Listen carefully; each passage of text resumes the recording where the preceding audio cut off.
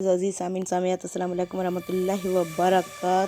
آج ہم پڑھنے والے ہیں سورہ فتح کی، یعنی سورہ فتح میں کس طرح اللہ تعالیٰ نے کامیابیاں چھپائی ہوئی تھیں اور یہ چھوٹی سی جماعت کیسے بڑی ہوئی۔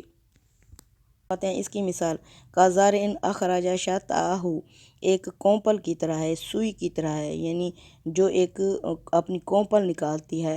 فآزارہ فاستغلظ، پھر اسے تقویت ملتی ہے، یعنی سہارا ملتا ہے، پھر وہ گدرا جاتی ہے، یعنی موٹی ہو جاتی ہے۔ فاستوی علی سوقہ، پھر وہ اپنی بالی کے اوپر کھڑی ہو جاتی ہے۔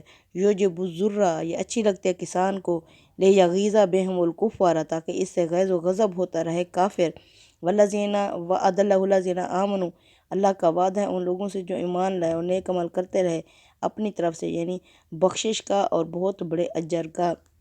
یعنی کہ ایک چھوٹی سی کونپل جو زمین سے نکلتی ہے پھر وہ موٹی ہو جاتی ہے، ایسے ہی مومنوں کی جماعت ایک چھوٹی سی جماعت تھی، ایک اکا دکا بندہ ایمان لایا، اس طرح یہ تعداد بڑھتے بڑھتے اور کمزور جماعت کس طرح بڑی ہو گئی۔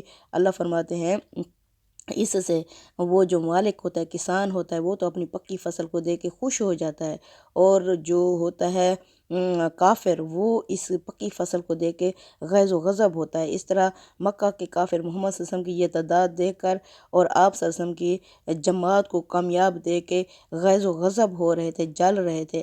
اللہ فرماتے ہیں یہ جو اللہ کی جماعت ہوتی ہے، اللہ کا وعدہ ہے ان لوگوں سے جو ایمان لاتے ہیں، مان لیتے ہیں اور نیک عمل کرتے ہیں، ان کے لیے بخشش ہوگی اور بہت بڑا اجر ہوگا۔ سبحان اللہ۔ یہ تعداد بڑھتے بڑھتے 102، 2 سے 3 اور 4، 5، اس طرح یہ کمزور جماعت آزمائشوں اور مشکلات سے نکل کر توحید کا کلمہ لے کر اڑنا شروع کر دیتی ہے۔ اس جماعت کا بانی تو اسے دیکھ کر خوش ہوتا ہے، جبکہ اس کے دشمن ذلیل و خوار ہو جاتا ہے۔ یہ کامیابی ایسے حاصل نہیں ہوتی، اس کے حاصل کرنے کے لیے اللہ تعالیٰ مومنوں کو طرح طرح کی آزمائشوں سے گزارتا ہے۔ اللہ تعالیٰ نے اس کی مثالیں دی ہیں۔ اللہ فرماتے ہیں جس طرح تم سونے کو تاپتے ہو اور پھر جو اس کا جھاگ ہوتا ہے وہ تو ختم ہو جاتا ہے، اصلی سونا زمین پر بیٹھ جاتا ہے، اسی طرح جو دریا اور سمندر میں خس و خشاک ہوتے ہیں وہ تو بہہ جاتے ہیں اور اصلی ہیرے جواہرات نیچے بیٹھ جاتے ہیں۔ اسی طرح جب تم دیسی گھی بنانے کے لیے مکھن کو تپاتے ہو تو اس میں سے جو جھاگ ہوتی ہے وہ تو ختم ہو جاتی ہے، اور جو اصلی دیسی گھی ہوتا ہے وہ نیچے بیٹھ جاتا ہے۔ اس طرح اللہ تعالیٰ مومنوں کے آزمائشیں کراتا ہے بار بار۔ اب اللہ کے رسول صلی اللہ علیہ وسلم نے 13 سال مکی زندگی میں دین اسلام کی تبلیغ کی۔ اس کے بعد آپ صلی اللہ علیہ وسلم ہجرت کا 6واں سال تھا۔ آپ صلی اللہ علیہ وسلم نے خواب میں دیکھا کہ آپ صلی اللہ علیہ وسلم اپنے صحابہ کے ساتھ عمرہ ادا کر رہے ہیں، تو 6 سال گزر گئے تھے، آپ صلی اللہ علیہ وسلم مکہ میں پھر تشریف نہیں لائے تھے۔ تو مکہ کی زندگی آپ صلی اللہ علیہ وسلم کا جہاں بچپن، جوانی اور تقریباً جوانی کا کافی عرصہ 40 سال، 53 سال کی عمر میں آپ کو ہجرت کرنی پڑی۔ پھر آپ صلی اللہ علیہ وسلم اور آپ کے صحابہ بیت اللہ کے لیے یعنی بہت زیادہ مشتاق تھے کہ کب ہم جائیں گے۔ تو آپ صلی اللہ علیہ وسلم نے جو ہی خواب دیکھا تو آپ صلی اللہ علیہ وسلم نے صحابہ کو تیاری کرنے کا حکم دے دیا۔ تو 1400 صحابہ آپ صلی اللہ علیہ وسلم کے ساتھ احرام باندھ کر عمرے کی نیت سے گئے۔ جب آپ حدیبیہ کے مقام پر آئے تو پھر پیغام بھیجا گیا کہ ہم عمرے کی نیت سے آئے ہیں، ہم عمرہ کرنا چاہتے ہیں، لیکن کفار قریش نے آپ صلی اللہ علیہ وسلم کو اس موقع پر بھی عمرہ ادا نہیں کرنے دیا۔ کچھ شرائط کے ساتھ اس معاملے کو طے کر کے، بظاہر یہ شرائط مسلمانوں کے بالکل خلاف تھیں، تو آپ صلی اللہ علیہ وسلم جب روانہ ہونے لگے تو یہ صورت نازل ہوئی۔ مومن یعنی کہ سخت پریشان کہ بظاہر تو ہم ناکام ہو کے جا رہے ہیں، تو اللہ تعالیٰ نے یہ کیسی کامیابی عطا کی ہے، اس میں کیا چھپا ہوا ہے؟ تو اس میں کیا تھا، یعنی کہ اللہ تعالیٰ خوشخبری دے رہے ہیں کہ یہ بیت اللہ جس میں انہوں نے آپ کو عمرہ نہیں کرنے دیا، تو اب یہ آپ کے حوالے ہو جائے گا، آپ اسے فتح کر لیں گے۔ 2 سال کے قلیل عرصے میں بیت اللہ فتح ہو گیا سن 8 ہجری میں۔ تو اللہ فرماتے ہیں جس طرح اللہ تعالیٰ نے سورہ کوثر میں خوشخبری سنائی تھی، ان اعطیناک کل کوثر، محمد صلی اللہ علیہ وسلم بے شک ہم نے آپ کو خیر کثیر عطا کر دی، یعنی کہ یہ بیت اللہ عطا کر دیا۔ چونکہ یہ بیت اللہ میں آپ صلی اللہ علیہ وسلم کو نماز نہیں پڑھنے دے رہے، تو عن قریب یہ بیت اللہ ہجرت کے موقع پر یہ صورت نازل ہوئی کہ یہ آپ کو مل جائے گا۔ تو یہ کیا ہے، فصلی لربک وانحر، آپ اس میں نماز پڑھیں اپنے رب کے لیے اور قربانی کریں اپنے رب کے لیے۔ ان شانئک ھو الابتر، بے شک آپ کا دشمن ہی اس گھر سے جڑ کٹا اور بے نام و نشان رہے گا۔ اصل میں یہ کیا ہے، کوثر فصلی لربک وانحر کے جملے سے اس کا حق بیان ہوا ہے۔ اس سے واضح ہے کہ اس سے بیت الحرام مراد ہے، اس لیے کہ یہ دونوں عبادت پوری شان کے ساتھ اسی میں ہی جمع ہوتی ہیں۔ بصیرت کی نگاہ سے دیکھیں تو یہی پہلا معبود ہے، عبادت خانہ ہے، جو ہر صاحب ایمان کے لیے خیر کثیر کا خزانہ ہے، اور دنیا میں اس کو کوثر کا مجاز ہے، یعنی مجاز ایک ہوتی ہے حقیقت، ایک ہوتا ہے مجاز۔ یہ جو بیت اللہ ہے، یہ جنت میں اگر کوثر نہر ہے تو دنیا میں بیت اللہ ہی اس کا مجاز ہے، جس کی حقیقت قیامت کے دن ایک نہر کی صورت میں سامنے آئے گی۔ یہ کوثر حضور صلی اللہ علیہ وسلم کو عطا کیا جائے گا۔ اس کا ذکر متعدد روایتوں سے ہوا ہے۔ امام حمید الدین فرحی لکھتے ہیں، معراج میں جو نہر کوثر حضور صلی اللہ علیہ وسلم کو مشاہدہ کرائی گئی تھی، اس کی صفات پر جو شخص غور کرے گا اس پر یہ حقیقت منکشف یعنی عیاں ہو جائے گی، واضح ہو جائے گی کہ نہر کوثر در حقیقت کعبہ اور اس کے ماحول کی روحانی مثال ہے۔ اس کے متعلق مختلف طریقوں سے جو روایت مروی ہیں، ان کی مشترک حقیقت یہ ہے کہ کوثر ایک نہر ہے، اس کے کناروں کے اندر سے ایسے کھوکھلے جو موتی ہوتے ہیں ان کی دیوار بنی ہوئی ہے، محل ہے اس کا۔ اس کی زمین یاقوت اور مرجان اور زردی میل سبز رنگ کے پتھر کی ہے، اس میں ظروف ہیں جو آسمان کے ستاروں کے مانند ہیں۔ اس کا پانی دودھ سے زیادہ سفید، شہد سے زیادہ شیریں اور برف سے زیادہ ٹھنڈا ہے۔ اس کی مٹی مشک سے زیادہ خوشبودار ہے۔ اس پر چڑیاں اترتی ہیں جن کی گردنیں قربانی کے جانوروں کی طرح ہیں۔ اب ایک لمحے کے لیے آپ وقفہ کر کے کعبہ اور اس کے ماحول کے مشاہدات پر غور کریں۔ جب تمام یعنی کہ چاروں اطراف کے آس پاس کے کنارے سمتوں سے عالم جان نثار اور ان توحید کے قافلے عشق و محبت کی الہی کی پیاس بجھانے کے لیے اس شمع خیر و برکت کے پاس اکٹھے ہوتے ہیں، کیا ان کے احساس کی روحانی میں اس مقدس وادی کے سنگریزے یاقوت اور زمرد سے زیادہ پرجمال، اس کی مٹی مشک سے زیادہ خوشبودار اور اس کے گرد حجاج کے خیمے ہیں جیسے موتیوں سے جڑے ہوئے حسین اور خوبصورت ہیں۔ پھر حجاج اور ان کے ساتھ خوب قربانی کے اونٹوں کی قطاروں پر نظر ڈالو تو کیا یہ ایک چشمے کے کنارے لمبی گردن والی چڑیوں کا جھنڈ نہیں ہے؟ نبی کریم صلی اللہ علیہ وسلم کی بعثت کے جن مقاصد کے لیے ہوئی، ان میں سے اہم مقصد یہ تھا کہ بیت اللہ کو شرک کی ہر غلاظت سے پاک کر کے ایک مرتبہ پھر دنیا والوں کے لیے اسی توحید کا مرکز ہی بنایا جائے جس کے لیے سیدنا ابراہیم کے مقدس ہاتھوں نے اسے تعمیر کیا تھا۔ قرآن نے جب یہ اعلان کیا کہ اللہ تعالیٰ نے خیر کثیر کا یہ خزانہ آپ کو عطا کر دیا، تو اس کے معنی یہ تھے کہ قریش مذلول ہوئے، حرم کی بدولت سرزمین عرب میں جو اقتدار انہیں حاصل رہا وہ ان سے چھین لیا جائے گا، اور خدا کے اس گھر کی تولیت ان سے لے کر نبی کریم صلی اللہ علیہ وسلم اور آپ کے ماننے والوں کو سونپ دی جائے گی۔ اس لحاظ سے دیکھیے تو یہ ایک عظیم بشارت تھی جو اپنی قوم سے ہجرت اور برات کے موقع پر آپ صلی اللہ علیہ وسلم کو دی گئی تھی، جب آپ صلی اللہ علیہ وسلم مکہ سے ہجرت کر کے جا رہے تھے، جبکہ دور دور تک اس کے کوئی اثرات ہی اس وقت نظر نہیں آ رہے تھے کہ یہ واقعی بیت اللہ مسلمانوں کے ہاتھ میں آ جائے گا، واقعی حقیقت بن جائے گی۔ اس کو صلح حدیبیہ کے 2 سال کے بعد ہی اللہ تعالیٰ نے اتنی بڑی کامیابی یعنی بیت اللہ مسلمانوں کے قبضے میں دے دیا۔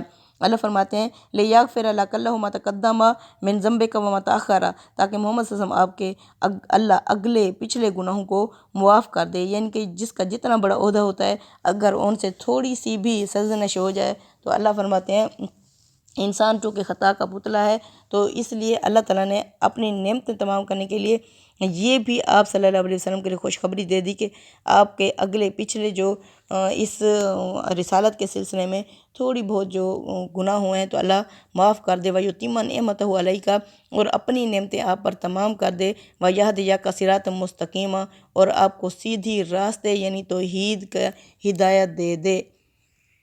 وَيَنْصُرَكَ اللَّهُ نَصْرًا عَزِيزًا، یعنی اللہ آپ کی مدد کرے زبردست مدد، یعنی اللہ تعالیٰ نے آپ کو زبردست مدد کرنے کا فیصلہ کیا تھا، یعنی غلبہ دین۔ هُوَ الَّذِي، وہ تو وہ ذات ہے، انزل السکینۃ، جس نے تسکین نازل کی، فی قلوب المؤمنین، مومنوں کے دلوں میں، لیزدادوا ایمانا مع ایمانہم، تاکہ وہ ان کے ایمان کے ساتھ اور ایمان میں اضافہ ہو جائے۔ یعنی وہی ہے جس نے فتح کے اس سفر کے لیے نکلتے وقت مسلمانوں کے دلوں میں طمانینت نازل فرمائی تاکہ وہ نکلیں اور اس کے سلے میں ان کے ایمان کے ساتھ اور ایمان کا اضافہ ہو، ورنہ اللہ تعالیٰ اپنے دین کی نصرت کے لیے کسی کا محتاج نہیں ہے۔ یعنی کہ جب آپ عمرے کے ارادے سے اپنے صحابہ کے ساتھ مکے سے نکل رہے تھے، اوپر جس نصرت کا وعدہ فرمایا، یہ اس کی دلیل ارشاد ہوئی ہے کہ مسلمان جب اس سفر کے لیے نکل رہے تھے تو دیکھنے والے یہی خیال کر رہے تھے کہ یہ لوگ موت کے منہ میں جا رہے ہیں اور اب ان کو گھر واپس یعنی نصیب نہیں ہوگا، مگر اللہ تعالیٰ نے ایسا عزم اور حوصلہ ان کے اندر پیدا کر دیا کہ حضور صلی اللہ علیہ وسلم نے جیسے ہی اپنا ارادہ ظاہر فرمایا، وہ بغیر کسی تردد کے اٹھ کھڑے ہوئے۔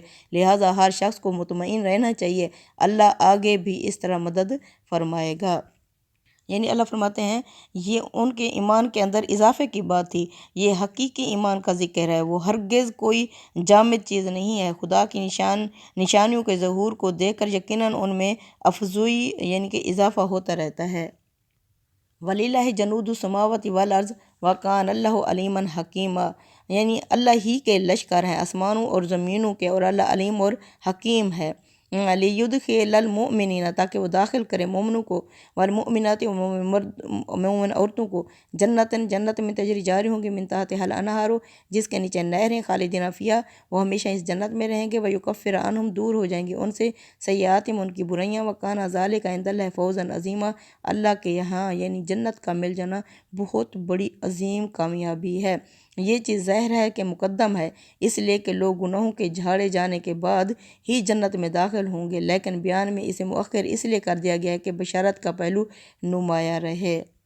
اور اس کا نتیجہ یعنی کیا نکلنا ہے؟ مومنوں کے لیے جنت، اور جو دوسرے لوگ ہوں گے ان کے لیے جہنم ہوگی۔ آیت نمبر 6 میں اللہ فرماتے ہیں وَيُعَذِّبَ الْمُنَافِقِينَ وَالْمُنَافِقَاتِ، اور وہ عذاب دے گا منافق مردوں اور منافق عورتوں کو، والمشرکین والمشرکات، مشرک مردوں مشرک عورتوں کو، تِظَّانِينَ بِاللَّهِ ظَنَّ، جنہوں نے مومنوں کے بارے میں برے برے گمان کیے اللہ کے بارے میں، علیہم دائرۃ السوء، یہ خود ہی اس دائرے میں اس برائی میں پڑ چکے ہیں، وغضب اللہ علیہم، اللہ کا غضب ہوا ان پر، ولعنہ، اللہ کی لعنت ہو ان پر، وأعد لہم، اللہ نے تیار کر رکھا ہے ان کے لیے جہنم، وساءت مصیرا، جو بہت ہی بری ہے واپسی کی جگہ یا برا ٹھکانہ ہے۔